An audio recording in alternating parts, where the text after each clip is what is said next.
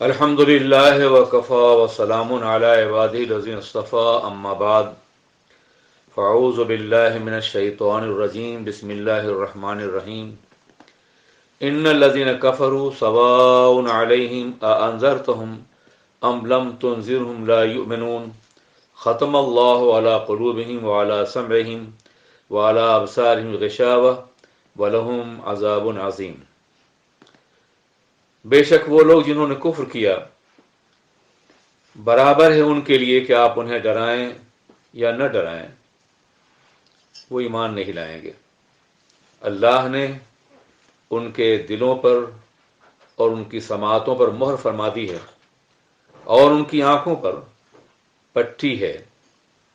اور ان کے لیے دردناک عذاب ہے۔ سامعین کرام، سورہ بقرہ میں ابتدائی 5 آیتوں میں اہل ایمان کا تذکرہ کیا گیا ہے، اور اب ان 2 آیتوں میں اہل کفر کا تذکرہ کیا جا رہا ہے کہ وہ کفار جن کو ایمان سے محروم کر دیا گیا ہے اب وہ ایمان نہیں لائیں گے، اس لیے کہ وہ اپنی ضد، اپنی نفرت، اسلام دشمنی کی بنیاد پر ان کے دلوں پر مہر کر دی گئی ہے اور ان کے کانوں پر مہر کر دی گئی ہے اور ان کی آنکھوں پہ پٹی ہے اور ان کے دردناک عذاب ہے۔ یہ اس لیے نہیں کہ معاذ اللہ یہ مشیت کی مرضی تھی کہ انہیں ایمان سے محروم رکھا جائے، بلکہ پیغمبر اعظم سرور کائنات محمد رسول اللہ صلی اللہ علیہ وسلم کی دعوت کے جواب میں جو مظالم انہوں نے کیے، جو دشمنیاں کی، مخالفتوں کا انبار انہوں نے سامنے رکھا، ہر طرح کے مظالم سے انہوں نے مسلمانوں کو دوچار کیا، پیغمبر اعظم علیہ الصلوۃ والسلام کی مخالفت کی، اور کسی بھی طرح سے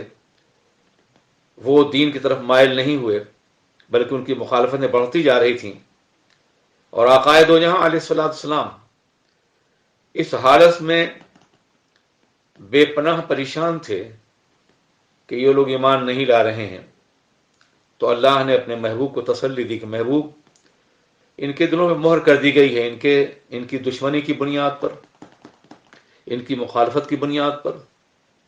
وہ سماعتوں سے محروم کر دیے گئے ہیں اور ان کی آنکھوں پر پٹی ہے، نہ دلوں سے حق قبول کر سکتے ہیں، نہ حق سننے کے لیے تیار ہیں اور نہ وہ حق دیکھنے کے لیے تیار ہیں۔ ان کے لیے دردناک عذاب مقرر کیا جا چکا ہے، اس لیے آپ ان پہ محنت نہ کریں، آپ ان لوگوں کو اسلام کی طرف دعوت دیں جن کے قلوب ابھی کھلے ہوئے ہیں، جو آپ کے پیغام کو سننا چاہتے ہیں اور جن کی آنکھیں حقائق کو دیکھنا چاہتی ہیں۔ ان کے لیے تو عذاب مقرر کر دیا گیا ہے اور اب یہ اس عذاب علیم سے یہ نجات نہیں پا سکیں گے۔ یہ آیات مبارکہ کفار کے طرز عمل، ان کی دشمنی اور ان کی مخالفتوں کے حوالے سے ہیں، لیکن اس کے بعد 20 آیتیں صرف منافقین کے بارے میں نازل کی گئی ہیں۔ منافقین یہ مدینہ طیبہ کے وہ لوگ تھے جو زبان سے کلمہ پڑھتے تھے مگر دل سے وہ کافر تھے۔ ان کا یہ عالم تھا کہ جب مسلمانوں سے ملتے تو کہتے ہم تو مسلمان ہیں، اور جب کافروں سے ملتے تو یہ کہتے تھے کہ ہم تو مسلمانوں کے پاس صرف مذاق کرنے کے لیے جاتے ہیں، دل بہلانے کے لیے، ہم تو تمہارے ساتھ ہیں۔ ان کا یہ طرز عمل، یہ دو رخی، یہ انتہائی خطرناک تھی، اس لیے یہ خوف تھا کہ مسلمان ان کے دھوکے میں آنے کے بعد ان کے فریب سے بچ نہ سکیں، اس لیے قرآن عظیم نے ان کے فریب کا پردہ چاک کرنے کے لیے ان کے اس کردار کو بہت واضح طور پہ ان آیات مبارکہ بیان کیا ہے۔ بات دراصل یہ تھی کہ مدینہ میں یہودی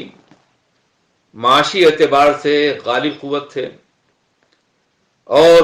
مکہ کفار اسلام کے مد مقابل اپنی سازشوں مصروف تھے۔ منافقین نے یہ سوچا کہ ہم دونوں طرف رہیں، اگر اسلام غالب ہو جائے تو ہم فائدہ اٹھائیں گے، اگر کفار مکہ یا یہود غالب ہو جائیں تو ہم یہ کہیں گے ہم تمہارے ساتھی تھے، ہر دو صورت میں ہمارا فائدہ ہوگا۔ حضرات گرامی، یہ وہ طرز عمل تھا کہ جس کی بنیاد پر انہوں نے انتہائی سازشانہ ذہن کے ساتھ پیغمبر اسلام اور مسلمانوں کی مخالفت کو جاری رکھا۔ 12 انہوں نے کفار کو مدینہ طیبہ پہ حملہ کرنے کی دعوت دی اور 12 یہود کو انہوں نے اسلام کے مد مقابل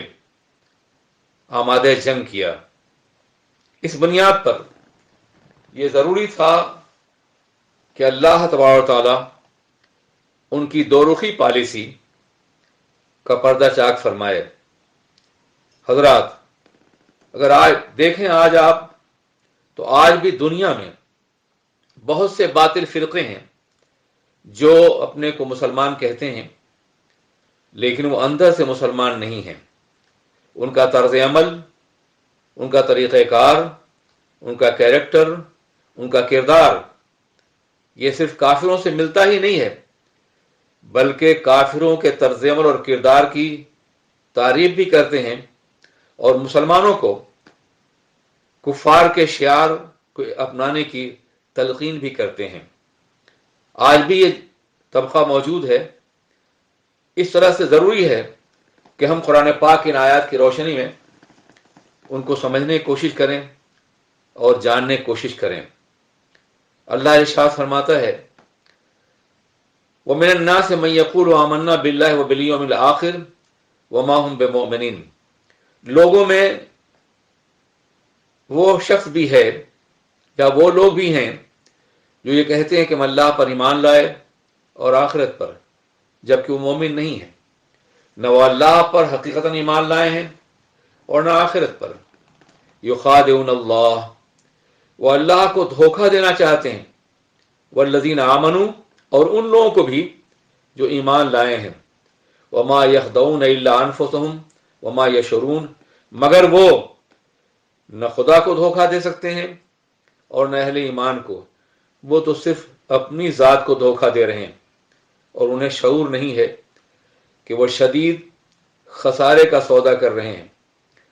جو اسلام سے بغاوت کرے گا یا منافقت اختیار کرے گا یقیناً اس کا نقصان اس کی ذات کو پہنچے گا۔ چنانچہ ان منافقین کو بھی ناکامیابیاں میسر آئیں گی اور یہ کبھی اپنی سازشوں میں کامیاب نہیں ہوں گے۔ اللہ ارشاد فرماتا ہے فی قلوبہم مرض، ان کے دلوں میں نفاق کا مرض ہے، یہ منافق ہیں، اور اللہ ان کی منافقت کی بنیاد پر، ان کی دشمنی کی بنیاد پر بطور سزا ان کے نفاق کو کے مرض کو بڑھا دیا ہے۔ ان کے لیے انتہائی تکلیف دہ عذاب ہے، انتہائی دردناک عذاب ہے۔ یہ اس لیے ہے کہ وہ جھٹلاتے ہیں حقائق کو، سچائیوں کو اور اسلام کو، اور جب ان سے کہا جاتا ہے کہ زمین پر فساد برپا نہ کرو، اپنی دو رخی پالیسی کی بنیاد پر، اپنے منافقت کی بنیاد پر، اپنے اس طرز عمل کی بنیاد پر تم فساد فی الارض کے مرتکب ہو رہے ہو، تو وہ کہتے ہیں ہم تو اصلاح کرنے والے لوگ ہیں، ہم یہ چاہتے ہیں کہ حق اور باطل میں ایک سمجھوتا ہو جائے، ہم تو مصلحین ہیں۔ حضرات گرامی،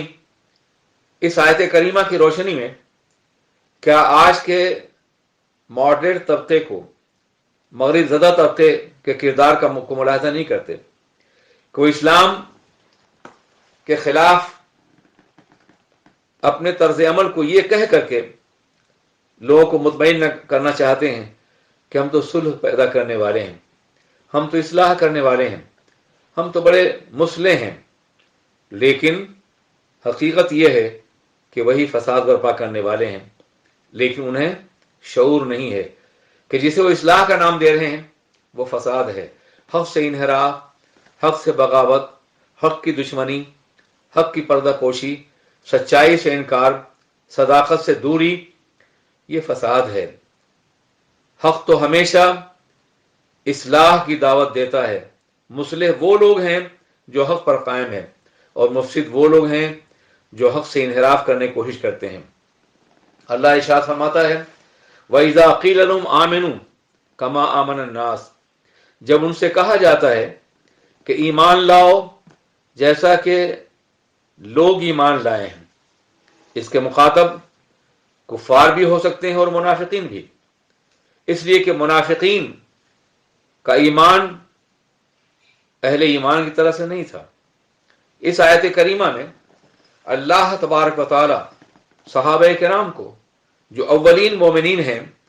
ان کے ایمان کو معیار قرار دے رہا ہے۔ ایمان لاؤ اس معیار پر جس معیار پر لوگ ایمان لائے ہیں، صحابہ کرام ایمان لائے ہیں۔ اس سے بات یہ ظاہر ہے کہ صحابہ معیار ایمان ہیں۔ اگر کوئی شخص یہ کہتا ہے صحابہ معیار ایمان نہیں ہے تو وہ قرآن پاک کی اس آیت کا منکر ہے۔ قالوا انؤمن کما آمن السفہاء، جب ان سے کہا جاتا ہے کہ اہل ایمان کی طرح ایمان لاؤ تو وہ کہتے ہیں کہ کیا ہم اس طرح ایمان لائے جیسے بیوقوف ایمان لائے ہوئے ہیں۔ حضرات گرامی، ذرا اندازہ کیجئے، آج بھی اہل ایمان کو دنیا دار بیوقوفی سمجھتے ہیں۔ وہ سمجھتے ہیں یہ لوگ مسلمان بن کے خسارے میں ہیں۔ اگر یہ مومن نہ ہوتے، دنیا کے کافروں کی طرح ہوتے تو ان کو بہت کامیابیاں ملتی، یہ کامیابیوں کے مقام پہ پہنچ سکتے، مگر یہ ان کا دین ہے جن کی بنیاد پر یہ نقصان اور خسارے میں ہیں۔ آج بھی مغرب زدہ ذہن یہ کہتا ہے کہ اسلام کی پسماندگی کی وجہ مسلمانوں کی ان کا اسلام پر قائم رہنا ہے، ثبات قدم ہے اسلام پر۔ میں یہ عرض کرنا چاہتا ہوں یہ بالکل غلط ہے۔ مسلمانوں کی ناکامیابی کی وجہ اسلام سے دوری ہے، اسلام سے بغاوت ہے، یا اسلام سے کے اوپر عمل نہ کرنے کی وجہ سے ہے۔ اگر اسلام کو مان لینا، اسلام پہ عمل کر لینا یہ ناکامی کا سبب بنتا تو قرون اولیٰ میں 1 صدی کے اندر مسلمان اسلام کی قوت اور طاقت سے دنیا کے 3 بر اعظموں پر اپنی عظمتوں کا لوہا نہ منوا سکے ہوتے۔ لیکن جب سے اسلام سے مسلمانوں کا رشتہ کمزور ہوا، قرآن پاک سے تعلق ٹوٹا، تو اس کے بعد سے مسلسل زوال سے دوچار ہیں۔ یہ ترقی پسند متجددین یا مستغربین یہ کہتے ہیں کہ مسلمانوں کی ناکامی کی وجہ اسلام ہے، اور میں کہتا ہوں کہ مسلمانوں کی ناکامیابی کی وجہ اسلام نہیں ہے بلکہ اسلام کے دامن سے دوری ہے اور اسلام کو عملاً ترک کر دینا ہے۔ وہ اہل ایمان سے ملتے ہیں تو کہتے ہیں وَإِذَا لَقُوا الَّذِينَ آمَنُوا قَالُوا آمَنَّا، وہ جب ایمان والوں سے ملتے ہیں تو کہتے ہیں ہم ایمان لائے۔ وَإِذَا خَلَوْا إِلَىٰ شَيَاطِينِهِمْ، اور جب وہ اپنے شیطانوں سے تخلیے میں جاتے ہیں، ان سے الگ ملتے ہیں، تو یہ کہتے ہیں کہ ہم تو تمہارے ساتھ ہیں، اِنَّا مَعَكُمْ اِنَّمَا نَحْنُ مُسْتَهْزِئُونَ، ہم تو مسلمانوں سے مذاق کرتے ہیں، ٹھٹھا کرتے ہیں۔ آپ اندازہ فرمائیں، شیاطین سے مراد یہ منافقین سے کہ وہ لوگ ہیں جو یہود و نصارہ میں یا کفار میں ان کے سردار تھے۔ کئی مقام پہ قرآن عظیم نے کافروں کو اور ان کے سرداروں کو شیاطین سے تعبیر کیا ہے، اس لیے کہ شیاطین گمراہ کرتے ہیں، شیاطین غلط راستے پہ لے جاتے ہیں، اور یہ لوگ بھی مسلمانوں کو گمراہ کرنے کی کوشش کر رہے ہیں، اس لیے ان کو شیاطین سے تعبیر کیا گیا۔ قالوا انا معکم انما نحن مستہزئون، تو وہ کہتے تھے جب ان سے کہا جاتا ہے ایمان لاؤ، صحابہ کی طرح ایمان لاؤ، سچے مسلمان بن جاؤ، تو وہ کہتے تھے کہ ہم تو مذاق کرتے ہیں۔ یہ انتہائی دردناک کیفیت ہے کہ مسلمانوں سے مل کر کے اسلام بھی ظاہر کرتے تھے اور کافروں سے مل کے یہ کہتے تھے کہ ہم تو ان سے مذاق کی بنیاد پہ ملتے ہیں، استہزاء کی بنیاد پہ ہم ان سے ٹھٹھا کرتے ہیں، تفریح کے لیے ان سے ہم ملتے ہیں۔ اللہ جواب عطا فرماتا ہے اللہ یستہزئ بہم ویمدہم فی طغیانہم یعمہون، وہ مسلمانوں سے مذاق کرتے ہیں اور اللہ اپنی شان کے مطابق ان کے استہزاء کا انہیں جواب دیتا ہے اور ان کی سرکشی میں ڈھیل دیتا ہے جس میں بھٹکتے رہتے ہیں وہ۔ یعنی ظاہر اللہ تبارک و تعالیٰ کے شان کے خلاف ہے کہ اس طرح کا استہزاء وہ فرمائے جو کافر کیا کرتے تھے یا منافقین کرتے تھے۔ یہاں مراد یہ ہے کہ ہم ان کے استہزاء کا انہیں جواب دیں گے، ان سے ہم انتقام لیں گے، انہیں ہم سزا دیں گے۔ البتہ دنیا میں کچھ دنوں کے لیے انہیں ڈھیل دی جائے گی تاکہ ان کی سرکشی اور بڑھ جائے اور وہ اپنی سرکشی میں بھٹکتے رہیں اور صراط مستقیم کو نہ پا سکیں۔ یہ اس لیے کہ انہوں نے مسلمانوں کے ساتھ مذاق کرنا چاہا ہے اور خدائے برتر و بالا ان کے مذاق کا یہ بدلہ انہیں دے گا کہ انہیں سزاؤں سے ہمکنار کرے گا، ان کی سرکشی بڑھ جائے گی اور پھر انہیں جہنم کے دیکھتے ہوئے شعلوں میں ڈال دیا جائے گا۔ اللہ ارشاد فرماتا ہے اولئک الذین اشتروا الضلالۃ بالہدی، یہی وہ لوگ ہیں جنہوں نے گمراہی کو ہدایت کے بدلے میں خرید لیا ہے۔ انہوں نے گمراہی کو قبول کیا ہے اور ہدایت سے اپنا دامن چھوڑا لیا۔ پیغمبر اعظم سرور کائنات محمد الرسول اللہ صلی اللہ علیہ وسلم انہیں ہدایت دینے کے لیے جلوگر ہوئے تھے، انہیں صراط مستقیم تک دعوت دے رہے تھے، لیکن انہوں نے گمراہی کو پسند کیا، ہدایت کے بدلے میں انہوں نے گمراہی خریدی، لیکن یہ تجارت ان کو فائدہ نہیں پہنچائے گی، یہ تجارت کو شدید نقصان سے دچار کرے گی اور یہ کبھی ہدایت یافتہ نہیں ہوں گے۔ حضرات گرامی، ان آیات مبارکہ میں کفار اور اس کے ساتھ ساتھ منافقین کے لیے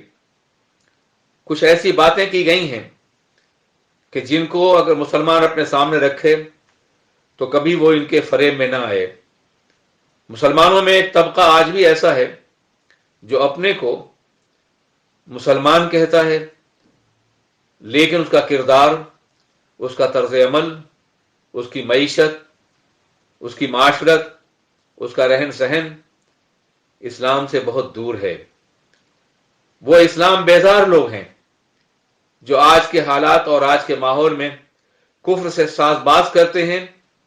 اور زبان سے اپنے کو مسلمان کہتے ہیں۔ یہ طرز عمل انتہائی نقصان دہ ہے۔ اہل اسلام کو چاہیے کہ صرف وہ ان سے رابطہ رکھیں جو اسلام کی سچائیوں کو دل سے مانتے ہیں، اسلام کو ایک مکمل نظام زندگی اور نظام نجات کی حیثیت سے مانتے ہیں، صرف ان سے رابطہ رکھیں۔ وہ منافقین جو اسلام کا لبادہ اوڑھ کر کے اہل اسلام کو نقصان پہنچانا چاہتے ہیں، اسلام کی شوکت کو توڑنا چاہتے ہیں، ان منافقین سے مکمل طور پر بچنے کی کوشش کریں۔ آج آپ دیکھیں کہ بہت سے فرقے ایسے پیدا ہو گئے ہیں جو اپنے کو مسلمان کہتے ہیں لیکن وہ مسلمان نہیں ہیں۔ انہوں نے اسلام کا لبادہ اوڑھ رکھا ہے اور اہل اسلام کو دھوکہ دینے کی کوشش کرتے ہیں۔ آج ان کی تعداد دن بدن بڑھتی جا رہی ہے۔ اگر اہل اسلام نے، ارباب ایمان نے کام کرنا چھوڑ دیا اور اسلام کی صداقت کی تبلیغ حقیقی طور پہ ترک فرما دی، تو نتیجہ یہ ہوگا کہ ایسے لوگوں کا غلبہ ہوگا اور اسلام دن بدن نقصان پذیر ہوگا۔ مسلمانوں کو چاہیے کہ ایسے لوگوں سے بچیں جن کا طرز عمل دو رخی کا ہے، جو دو چہرے رکھتے ہیں، مسلمانوں میں اسلام کی بات کرتے ہیں اور کفار کے ساتھ مل کر کے وہ کفر کی تائید کرتے ہوئے نظر آتے ہیں۔ مسلمان ہمیشہ حق کا ساتھ دیتا ہے اور وہ کبھی بھی کوئی ایسا طرز عمل اختیار نہیں کر سکتا جس میں وہ کفر کے ساتھ سمجھوتا کرنے کی کوشش کرے اور اسلام کو بھی حق سمجھے اور باطل کو بھی حق سمجھے۔ ایسا کبھی نہیں ہو سکتا کسی مسلمان کے لیے۔ اس لیے حضرات، ان آیات کی روشنی میں آج کے دور کا جائزہ لیجیے اور خدائے وحید و قدوس کی بارگاہ میں دعا کیجیے کہ پروردگار عالم آپ کو سچا اور پکا مسلمان رکھے، ایمان پر زندہ رکھے اور ایمان پہ خاتمہ ہو، اور زندگی میں کبھی کوئی ایسا لمحہ نہ آئے جب باطل آپ کے قریب آئے اور آپ باطل کے سامنے جھکے ہوئے نظر آئیں۔ اللہ ان سادہ لو مسلمانوں کو بھی ہدایت دے جو حق کو سمجھتے نہیں ہیں اور باطل کے فریب میں آسانی سے آ جاتے ہیں۔ خدائے وحید و قدوس ہم سب کو ایمان کی اعلیٰ ترین قدروں سے نوازے۔ حضرات، ماہ رمضان جلوگر ہو چکا ہے اور اس ماہ مبارک کی برکتوں سے فیضیاب ہونے کے لیے ہمیں ضروری ہے کہ ہم عبادت میں اخلاص پیدا کریں اور روزہ رکھیں، قرآن عظیم کی تلاوت کریں، خدائے وحید القدوس کی بارگاہ میں جھکیں، سچے دل سے توبہ کریں،